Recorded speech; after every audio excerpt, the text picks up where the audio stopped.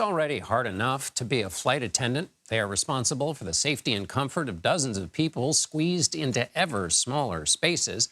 But since the pandemic started, they have had to increasingly deal with unruly, even violent passengers. Chris Van Cleve takes a look at some of the recent offenders and the consequences.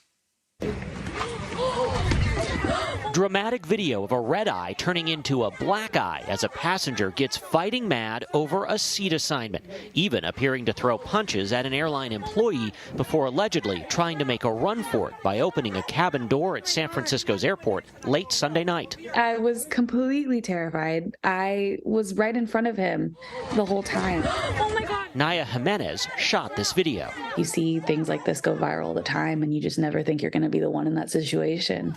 In March, a dispute between two travelers turned into a fistfight in Dallas ahead of a flight to Phoenix.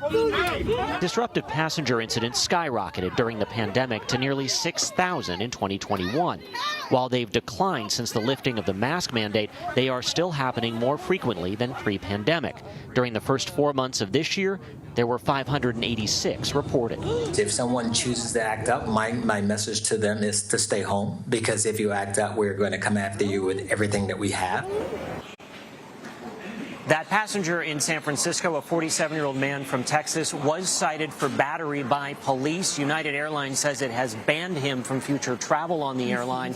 Just last week, somebody was arrested here at Phoenix Sky Harbor for allegedly attacking TSA officers at a checkpoint. Now, you can face criminal charges for being a disruptive passenger, but also significant fines. The FAA last year levied fines of more than $8 million, John. And Chris, let's say I was one of these unruly people. What's it going to cost me individually? What kind of fine am I going to face? Last year, one of the people, one disruptive passenger, received a fine of $81,000. So these fines are increasing. The FAA has noticeably stepped up the size of those fines as they've been trying to combat the rash of disruptive passengers. And what happened to air marshals? Do they have any role in this drama? Sure. Air marshals are on planes. They're not necessarily on every plane.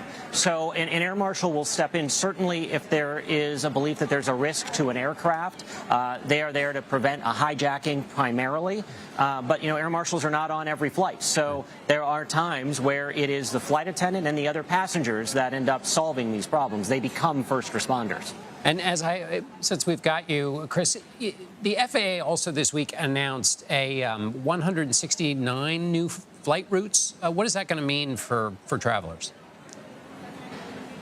Well, the FAA says this will mean, particularly for flyers along the East Coast, sort of having highways in the sky. They have taken some old routes that used to be based on ground radar and now adjusted them so they're more direct, because planes are using GPS now, not relying on ground radar. They say it will save something like 6,000 hours of travel time once these routes are fully implemented. And, of course, that comes ahead of a busy summer. So more direct routing means easier paths, less fuel is burned, and in theory it makes it easier to control the traffic volumes and just more efficient. And maybe if people get to their destination faster, they'll be less grumpy. Chris Van Cleve at Phoenix International Airport. Thanks, Perhaps. Chris. Sure thing, John.